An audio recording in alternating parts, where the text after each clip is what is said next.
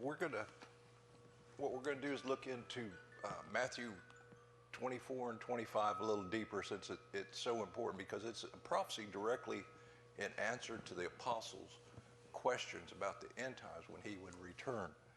Now, he had just come out of the temple,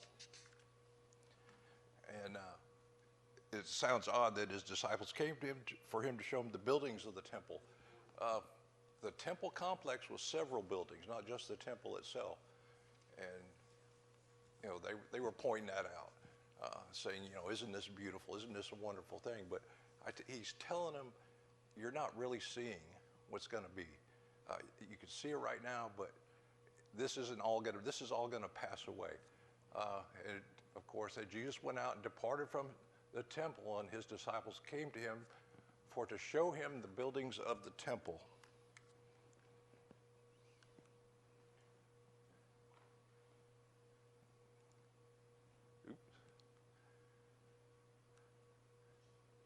It jumped on me, fellas.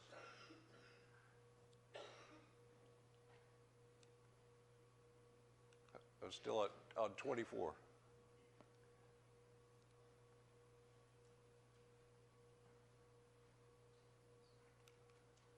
No, I'm on 24. Matthew 24. Yeah.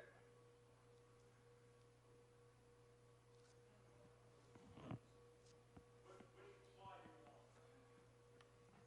want? I'm on 24, verse 2.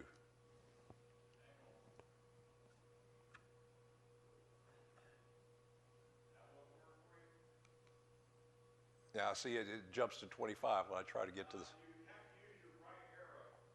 Yeah, that's the one I hit. No, there's Canaan down. Let me see. Yeah, use those right there, right? Yep. Yeah. No.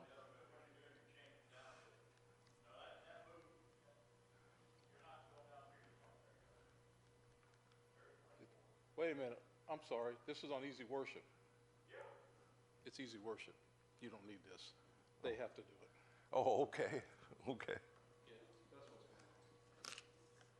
I was going to say, I've never seen it do that, jump from one chapter to the I know. That's okay. I'll start going through it. Verse 2. And Jesus said unto them, see ye not all these things? Verily I say unto you, there shall not be left here one stone upon another that shall not be thrown down.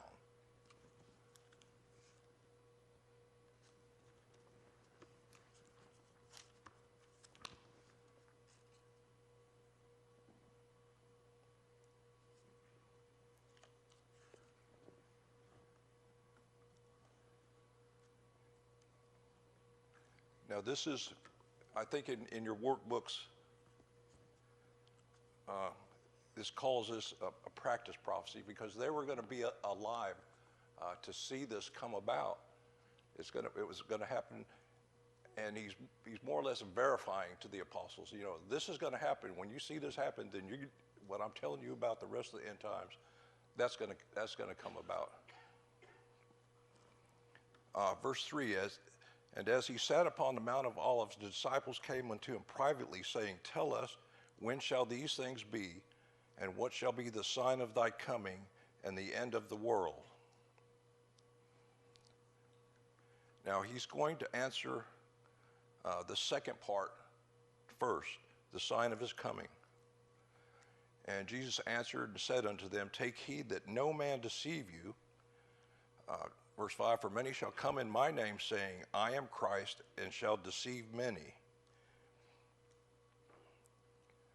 Now, as I had talked before, the Jews are expecting two Messiahs. The first one that they expect, Messiah ben Joseph, does not have to be a Jew. So he can be accepted by the Jews and not be a Jew. Verse 6, and ye shall hear of wars and rumors of wars. See that ye be not troubled, for all these things must come to pass, but the end is not yet. Now, as I said before, the mindset of the apostles, they're thinking about, in their recent history, which would be when Antiochus was doing all the terrible things to Israel he was doing. So they could relate to that war there. And in the period when that started, that was 167 BC. So it was within 200 years of their time. So, and they knew that history well. And in the space, I think it was 12 years that Antiochus was driven out. But in the meantime, the Maccabees were fighting all these other groups around them, not the nations we see today. They were smaller nations.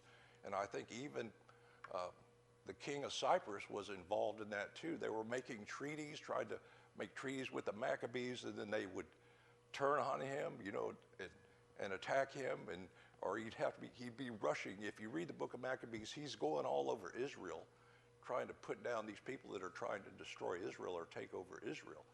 So they could relate to that because there were so many wars going on in such a short period of time. You know, we've experienced 2 world wars, Vietnam War, Korean War, but theirs were happening all at the same time. So this was their mindset. And Jesus tells them it's going to be like this, but it's going to be much worse. And this is one of the signs that you're going to see. And verse 7, for nation shall rise against nation, and kingdom against kingdom, and there shall be famines and pestilences and earthquakes in diverse places. Now, as I said before, nation, the Greek word there is ethnos, which means ethnic groups. And we see lots of examples of that. Some of them off that I think I have here.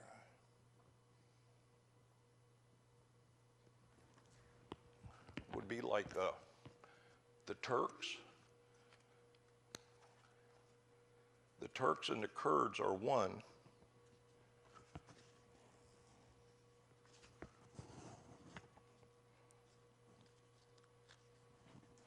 They're just not nations per se. They're more like tribal groups. When we think of ethnicities, we think black, white, brown. We're talking historical peoples here that are historical enemies. The Edomites and the Israelites. They're 2 different ethnicities. The Russians are an ethnicity. Like I said, the Kurds and the Turks are the Kurds, or the Turks and the Armenians. They hate each other. Serbs and the Croats. That's what we're seeing, more and more of that happening, these people groups. Not necessarily a government of a certain nation or the boundaries of a certain nation. It's these groups that had this ancient hatred toward one another. And we are seeing an increase of that today. And of course, famines and pestilence and earthquakes. And like I said, it's not the number of earthquakes that are happening now that we're seeing an increase in. It's the intensity, the size of the earthquakes. The larger ones are happening more and more. And of course, we've always had famine and pestilence, COVID. You're here, the West Nile virus. There's supposedly a new virus out there. They're going to get worse and worse because the more and more they experiment with these things. And the scientists do experiments in DNA. They do it on viruses and bacteria because they can tell the differences within a very few generations, because their generations, they reproduce so quickly, they can see the differences when they try to alter the DNA. So they do it for experimental purposes. But once one of those things gets out and they don't have a cure for it, that's when it becomes a pandemic.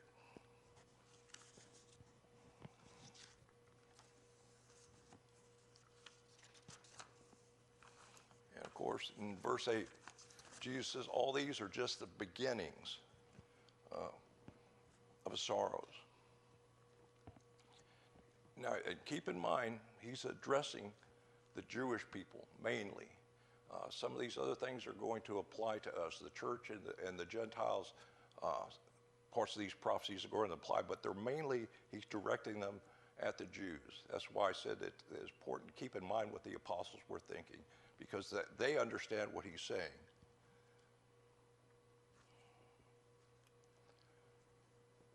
Verse 9, then they shall deliver you to be afflicted and shall kill you, and ye shall be hated of all nations for my name's sake.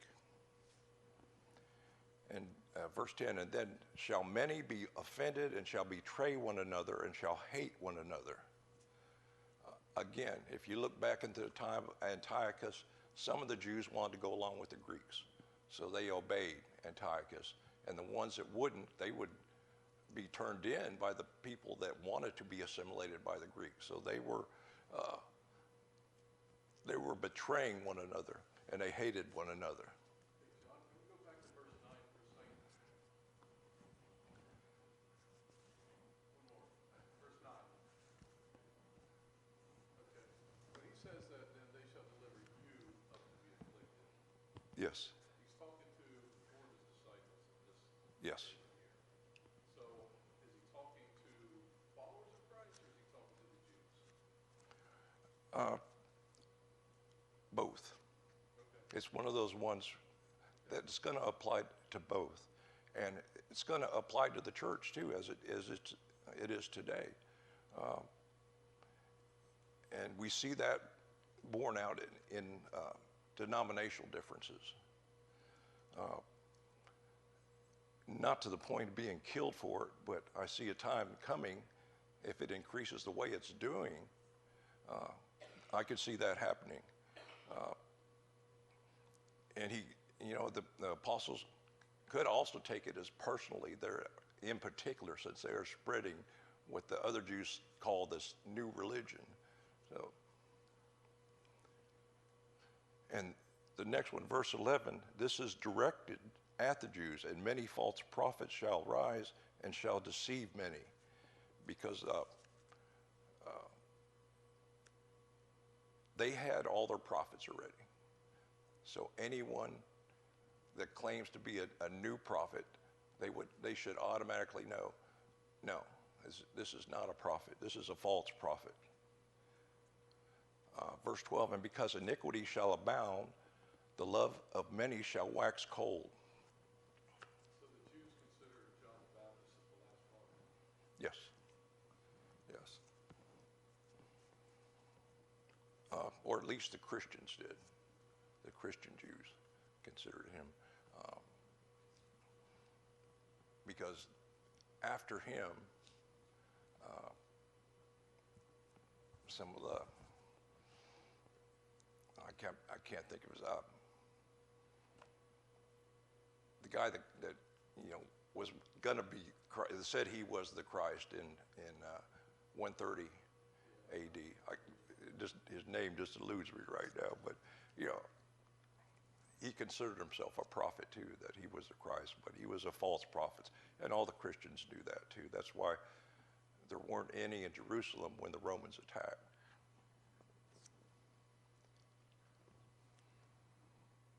And that verse 12, and because iniquity shall abound, the love of many shall wax cold. And you can apply that to us today, because so much evil going on in the world today that Christians today, a lot of them they're so frustrated, said, well, what are we going to do? This is getting worse and worse and worse. And you could say that about the Jews, especially during the time of Antiochus, that so many people were going over to the Greeks, to their new religion and everything, that the believers felt, we're a minority. What are we going to do? We can't fight this guy.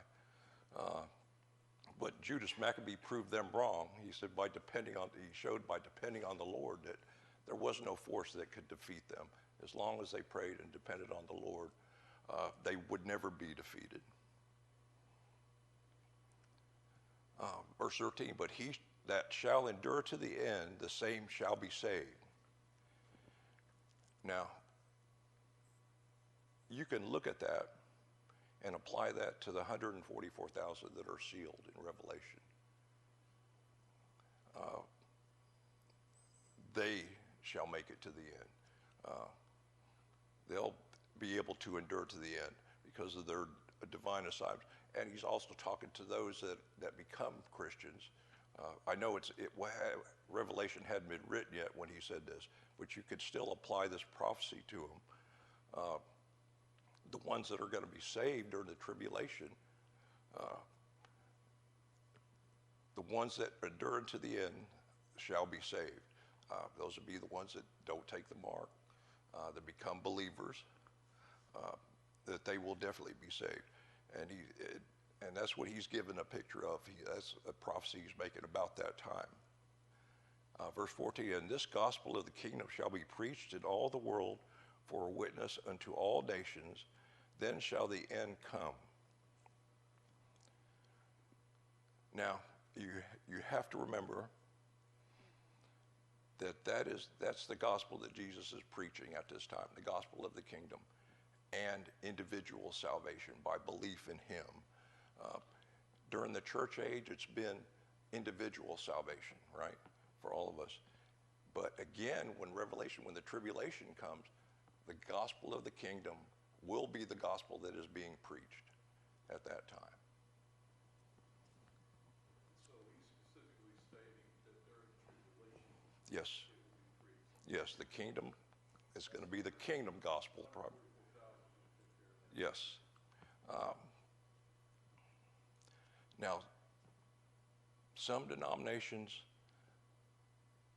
believe that Jesus won't come back until the gospel is preached into the entire world, and that's just not true. You can't take it in that sense.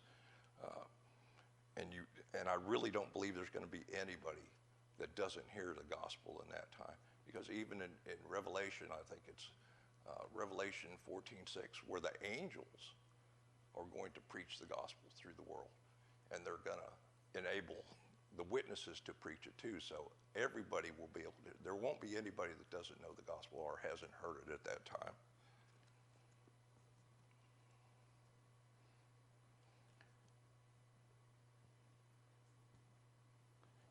And this gospel of the kingdom shall be preached in all the world for a witness unto all nations, then the end shall come. And then verse 15, when ye therefore shall see the abomination of desolation spoken of by Daniel the prophet stand in the holy place, whoso readeth, let him understand, that let them which be in Judea flee into the mountains. Let him which is on the housetop not come down to take anything out of the house, neither let him which is in the field return back to take his clothes. And woe unto them that are with child, and to them that give suck in those days. But pray ye that your flight be not in the winter, neither on the Sabbath day.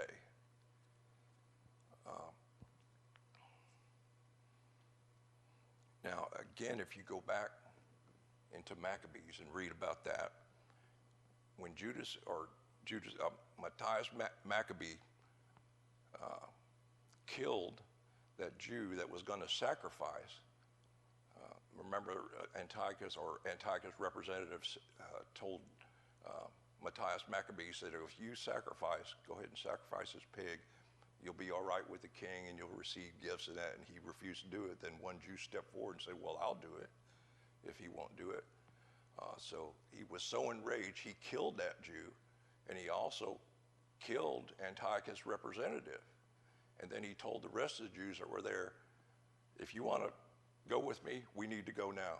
We got to go right now, because he's going to send a force to wipe out everybody that's still here. So, and he's talking the same thing. So the apostles understood what he was talking about fleeing right then. You don't go back for anything, you just go. You just flee. And verse 19, this says, woe unto them that are with child, and to them that give suck in those days. Pray ye that your flight be not in winter on the Sabbath, or on the Sabbath. In winter in Israel, at that time, a lot of the roads were impassable in the winter. So that's the reference he's given there. Now, as far as today, when it says, hope that your flight is not on the Sabbath, that tells me that during the time of tribulation, the temple's going to be in operation. Mosaic law is going to be in place. The nation's going to be obeying Mosaic law. So that's why he's saying that, because at that time, so that gives you a hint that the third temple will be built, and the law of the land will be Mosaic law. Verse 21, for then shall be great tribulation, such as was not since the beginning of the world to this time, no, nor ever shall be. And if you look at their reference point with Antiochus and the slaughter he did, and of course all the wars in the history of Israel, and Jesus tell them it's going to be a lot worse than all that. It's going to be a time that you've never seen before. And we can look at it, and when we look at it, we say, well, the Nazis killed 6 million Jews, and it's going to be worse than that. So that gives us an idea of how bad it's going to be also. So when he says those days should be shortened, what days is he talking about? Is he talking about I would say it would be if there was more time for this to go on, that it would eventually wipe it. And what I think about in particular, those that take the mark of the beast. If it went on much longer and everybody ended up taking the mark, then no flesh would be saved. Or it could be a reference to the wars that were going on, that's going to happen as far as the Magog war.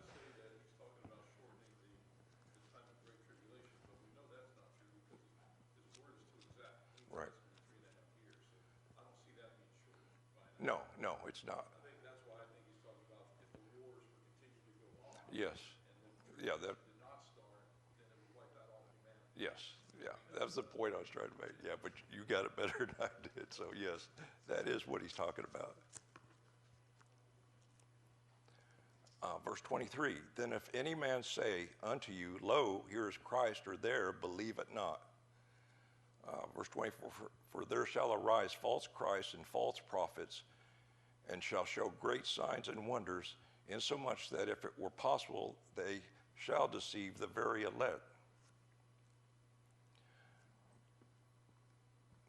Now, again, he's speaking directly to the Jews on this one. So the elect is the Jews here. Yes. Because they're familiar with false Christ. Yes, ma'am.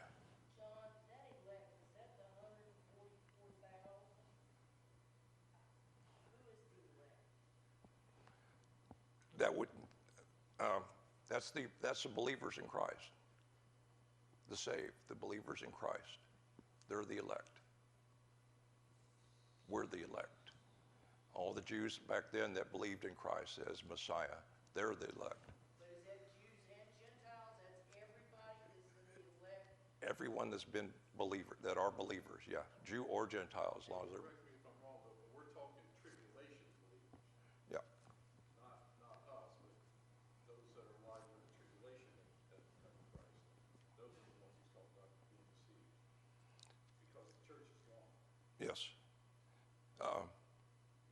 But you could still apply it to today. I think it's going to be more intensive in the tribulation. But because today we have people that claim to be, that have the Christ spirit or the Christ energy. You find that in New Age. We do.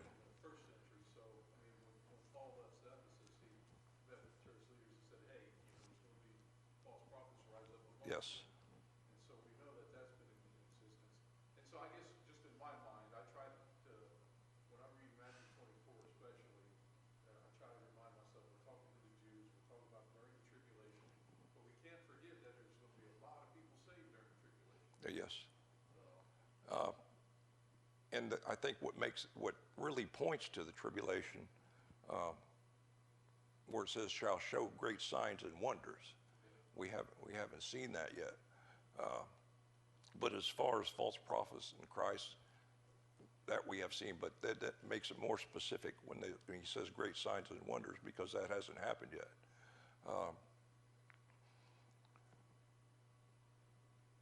And you could. And that also, I would say that applies to this, all these things about UFOs, false signs and wonders. And like we were talking about, the Catholic Church really believes in that. They're willing to accept extraterrestrials. The Pope has said that he would baptize an extraterrestrial if they wanted to be baptized. And he even points to the idea that if Jesus didn't die for them, then they must be morally superior to us. So we would actually have to maybe change our scriptures if they had different scriptures or different from us. So that kind of thing is going on right now. And if you just think about it, if you had a craft that landed at the Vatican, and these guys came out and the church says, oh, they're okay, you know, they're like us. Actually, they're better. They're morally superior. How many Catholics are there in the world? Millions and millions that would believe what the Pope tells them.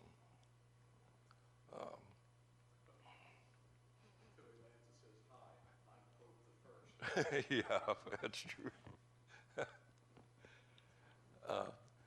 But we're going to see that. I think that's going to be part of the deception, the great signs and wonders, something like that. Of course, I don't believe that there's extraterrestrial life. It wouldn't threaten my faith if there was. I mean, God can create whatever He wants, but I wouldn't believe that they're in the image of God, that they're not ambassadors of God. And I don't believe that Jesus would have died for them. So I'm on the belief that it is a demonic thing, that these are demons that are going to come and claim that they have the real word or the true word. And they're going to be able, because there's so many people that want to believe that sort of thing. So when Billy Crone and you guys are talking about grays, the typical alien that we see on TV, do you agree this is what I think? Because I don't believe in little green men, No. as you know. Yeah. But I do believe that demons can manifest themselves in such a way to deceive people, and I think that this is one of the ways that will happen. Because right now they say that there's more people in the world that believe in aliens than they do God. And so Yes. the alien deception is going to be a perfect explanation when the rapture happens. Yes. That's why it's going to move in so smoothly. Yes. Demons want to possess. They want bodies. And if they can't get humans, well, what they're doing is they're manufacturing their own. They're making their own fit extensions that they can occupy, a living being that they can occupy. That's what they want. In fact, it's one of the reasons that at Gadara, when they wanted to be put into swine, well, they didn't want to be pigs. That's why they ran and drowned themselves, so they could leave those bodies. You know, Jesus wouldn't have sent them back to the abyss. They could leave those bodies of the pigs and look to inhabit somebody else. So it wasn't suicide for them. They were just wanting to get off the hook so they could find somebody else to possess.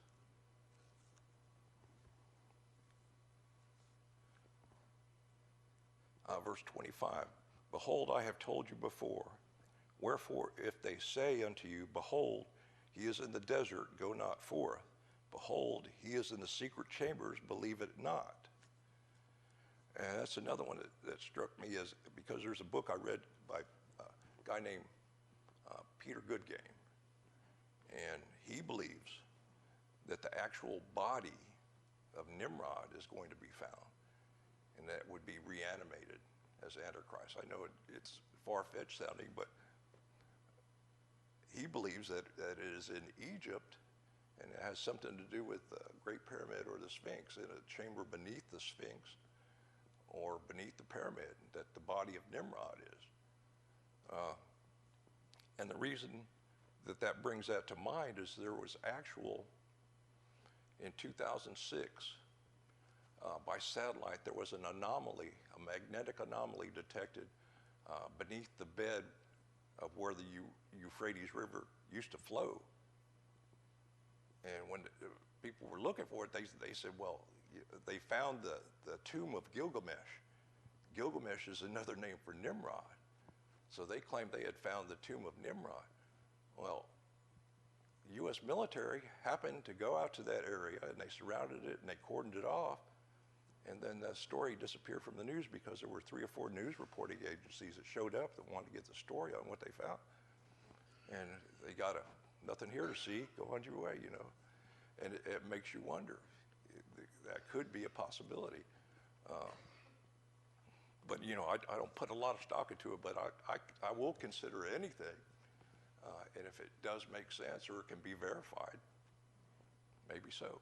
So to me, that sounds like a possibility because he specifically mentions the desert and supposedly the legend that Nimrod was buried under the Sphinx.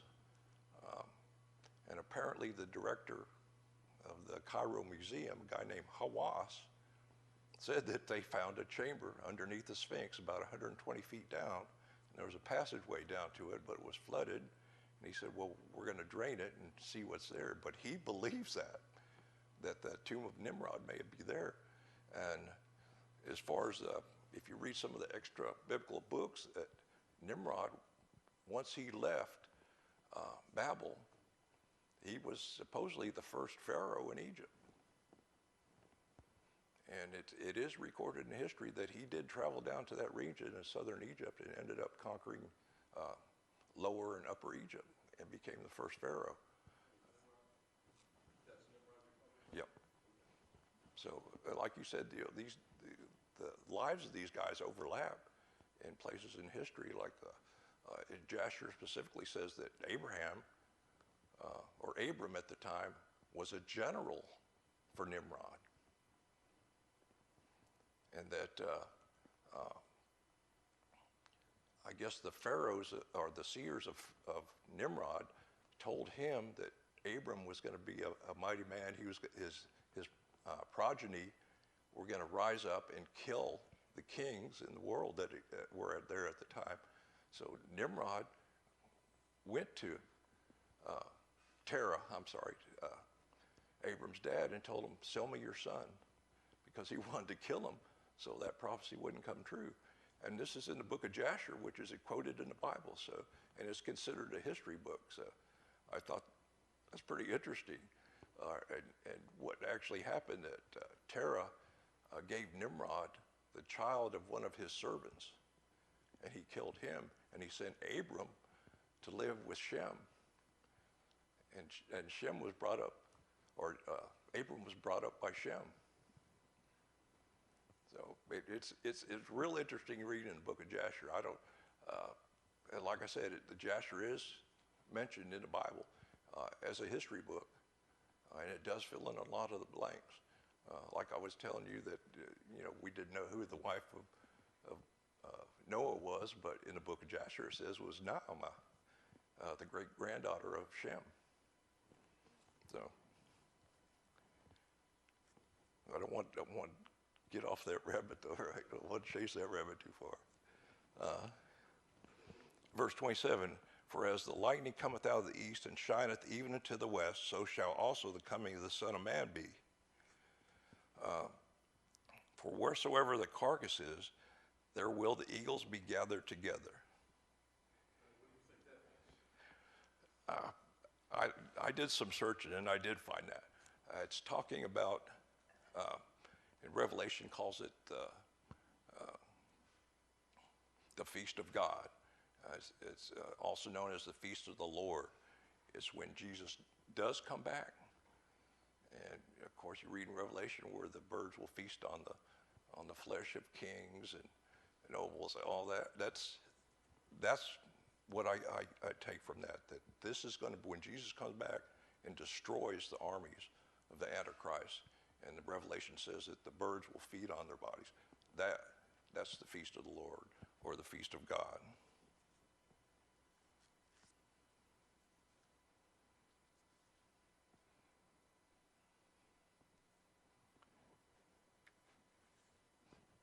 Did you have a different take on that than that? Because I had wondered about that. I didn't understand what that meant, but it makes sense when you plug it into Revelation.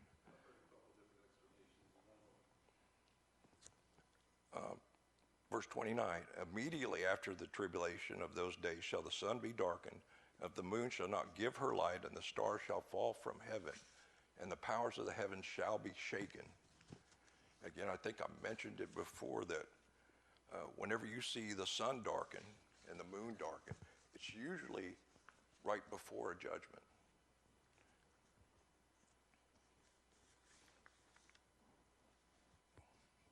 And according to verse 27, for as lightning cometh out of these, it's going to happen very fast. So when Jesus comes back, he's going to crush the army. He's going to pass judgment on Antichrist and crush his armies. And then the feast of the Lord will occur, or the feast of God shall occur. And then once that's done, in verse 30 it says, and then shall appear the sign of the Son of Man in heaven, and then shall all the tribes of the earth mourn, and they shall see the Son of Man coming in the clouds of heaven with power and great glory. That's another thing I was looking into, the sign of the Son of Man. What could that mean? What we do know from Scripture, that could be the Shekinah glory, the actual visual Shekinah glory that left the temple. Could be the same type of thing. I don't know whether it would be maybe a cross in the sky.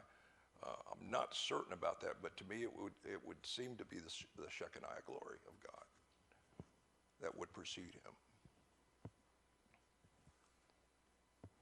Verse 31, and he shall send his angels with a great sound of a trumpet, and they shall gather together his elect from the four winds, from one end of heaven to the other. And that trumpet,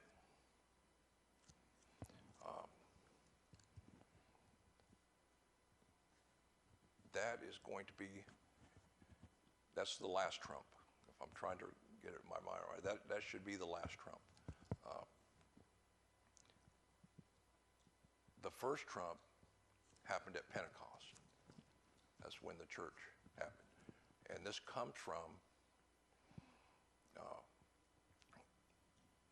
when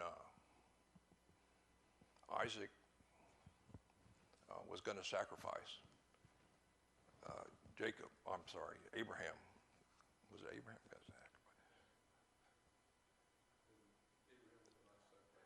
Yeah.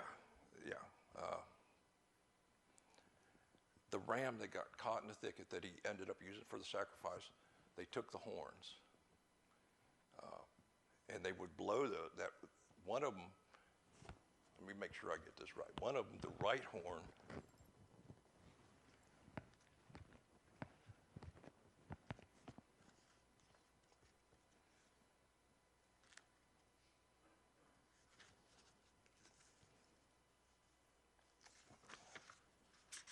I want to make sure I get which one is, because at one,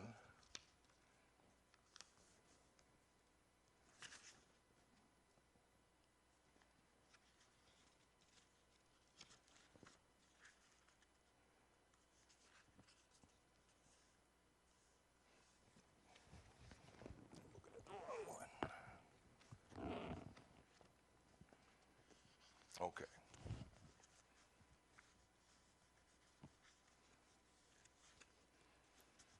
God provided a ram that was caught in the thicket by its two horns. Ram horns are called shofars and are used as musical instruments. The ancient rabbis taught that the ram was a picture of the salvation of the Messiah would bring to all mankind. They also taught that as the ram's horns are an outgrowth of the ram itself, the ram's two horns represented an outgrowth of the Messiah's salvation. Its left horn was connected with the law of God gave on Mount Sinai, for which is why the festival of Pentecost is also called the festival of the first trump.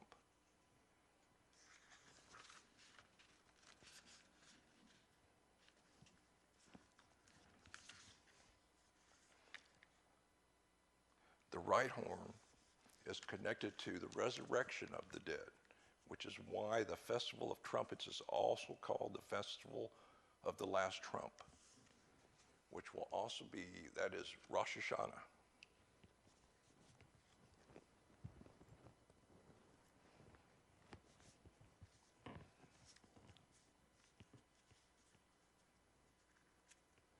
And for that reason, there's some theologians that believe that Jesus was born on Rosh Hashanah, and that the rapture will happen on Rosh Hashanah. Of course, we can't know, but the festivals seem to point that way. The spring festivals were for the first coming. The fall festivals represent the second coming. And I believe it is Jewish tradition, or that they do believe that Christ was born he was conceived on December 25th, but he was born on Rosh Hashanah or near Rosh Hashanah.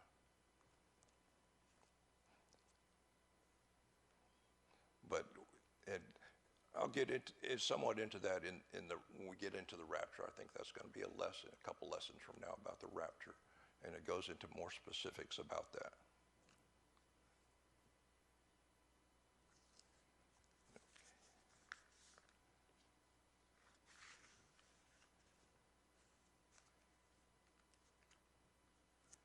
Verse 32.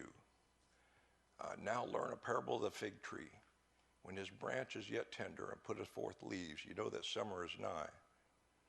So likewise ye, when ye shall see all these things, know that it is near, even at the doors. Verily I say unto you, this generation shall not pass till all these things be fulfilled. Now the fig tree is associated with Israel. And I believe what he's saying here, when the branch is tender and starts putting forth leaves, to me that is 1948, when Israel was regathered to the land. And of course, Israel is God's time clock when all these prophecies are going to happen. So as Israel goes, you'll see more of the prophecies fulfilled. So, and like I said, it's always, the fig tree is usually a representation of Israel. So what he's saying is, since Israel's come together, we're going to start seeing these signs of the end.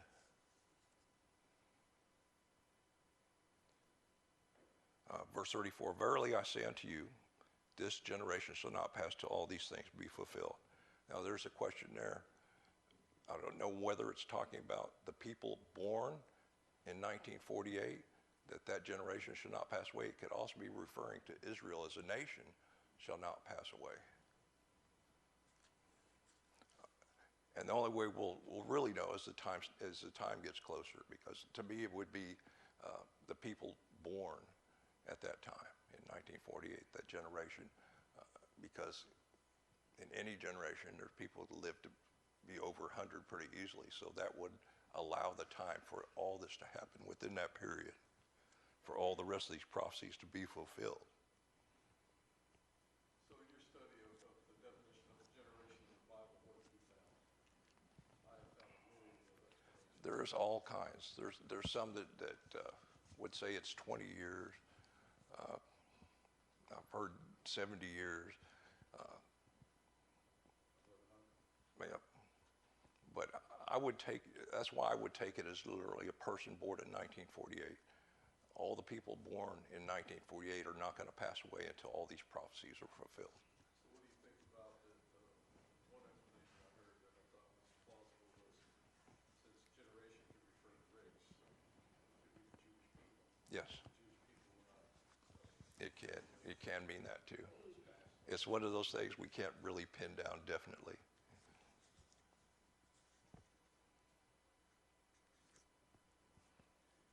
And then verse 35, heaven and earth shall pass away, but my word shall not pass away. In other words, these things are definitely going to happen.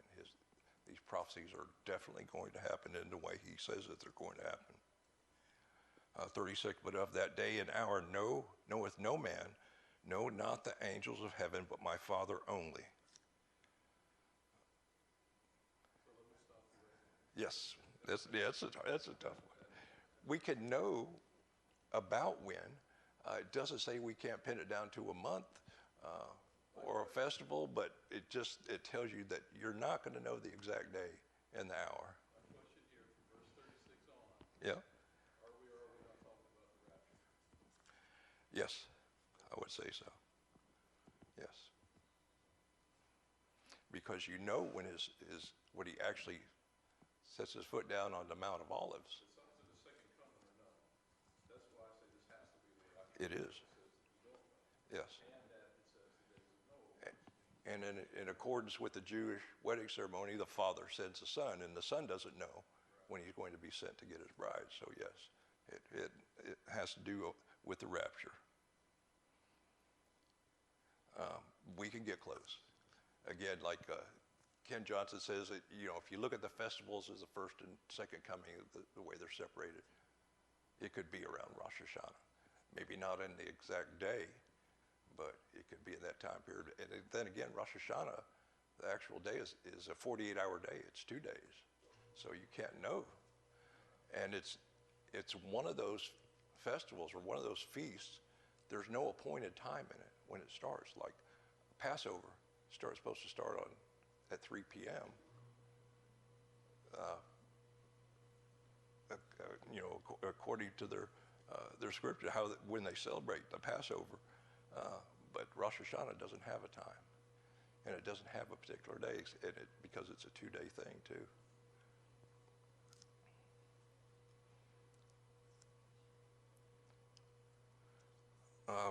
Verse 37, but as the days of Noah were, so shall also the coming of the Son of Man be.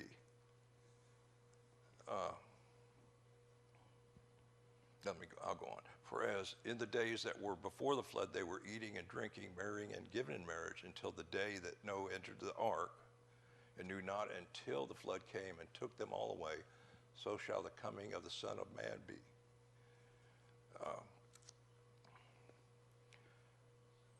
Everything's going to be going on like it always has, and unfortunately that's the way of the thinking of the world today. Everything is linear. One thing after another is going to happen, and it's going to be today's like yesterday, and tomorrow's going to be like today, and that's not true.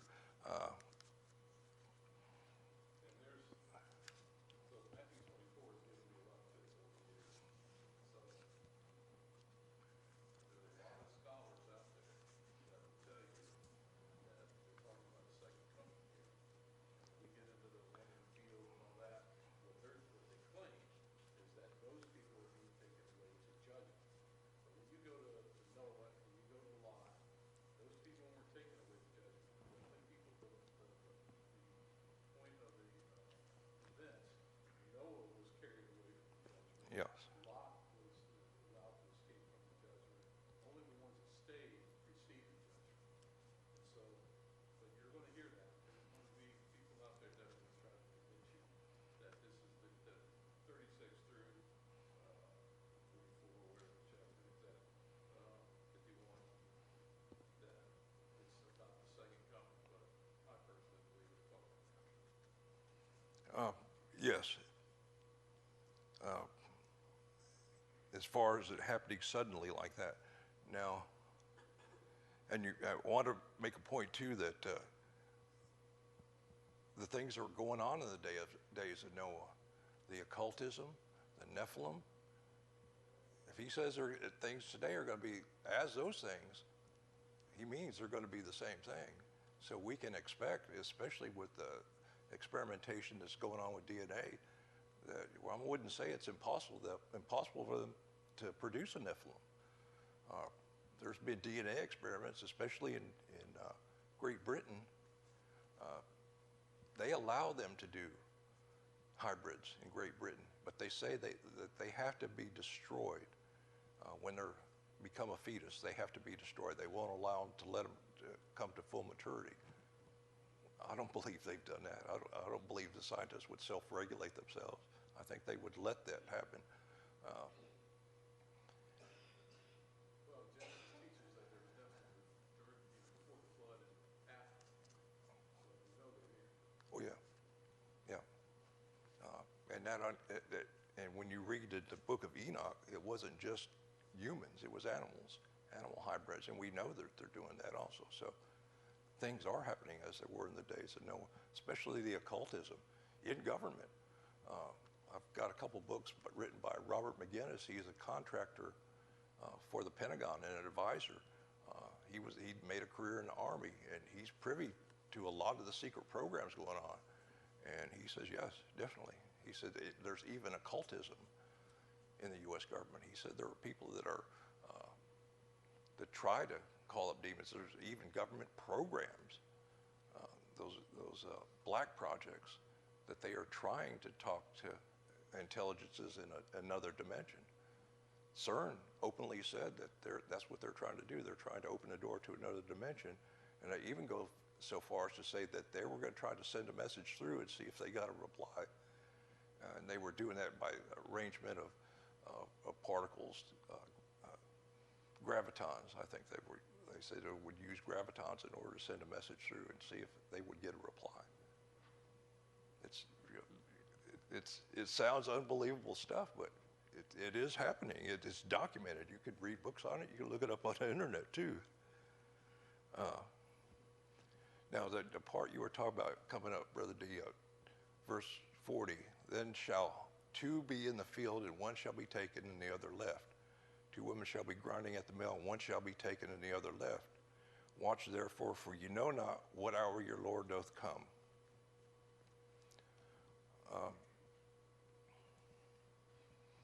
And I do think that that is an application to the rapture.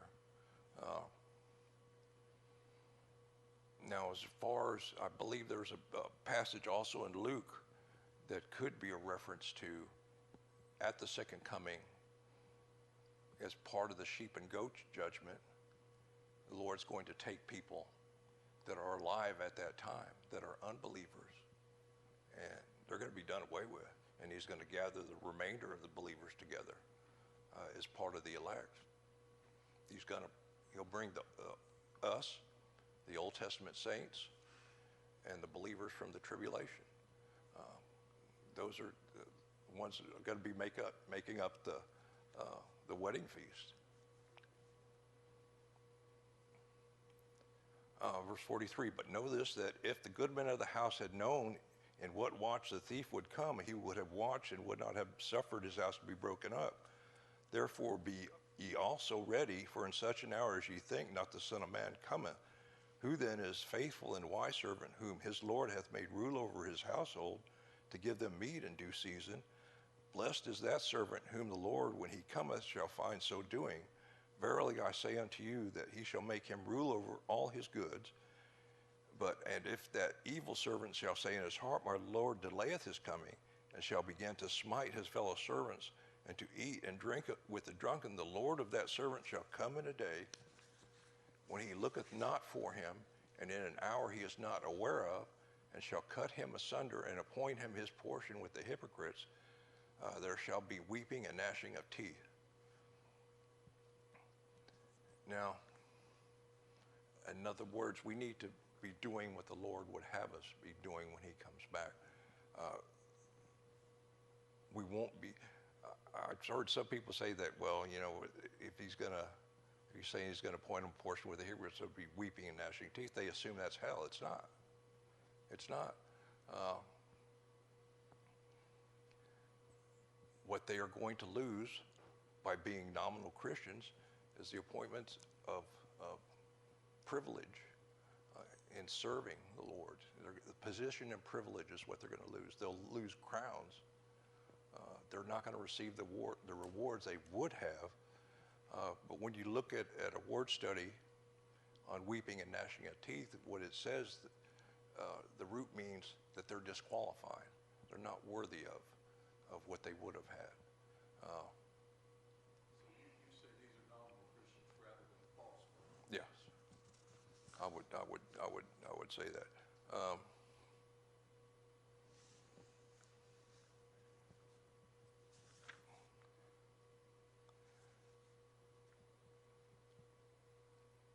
And I say that because they're described as servants, but they're trying to get away with something. They are servants. They're not doing what they were supposed to do. They weren't doing what they were assigned to do. When they should have been watching, they should have been doing what they were supposed to do. And then the master shows up and they lose rights, privileges, what they would have had before. Weeping and gnashing of teeth is also, the word also means remorse, great remorse or regret. Where it says, and shall cut him asunder, that's a reference to he'll be exposed. He'll be opened and exposed, not actually. The word hypocrite is what gets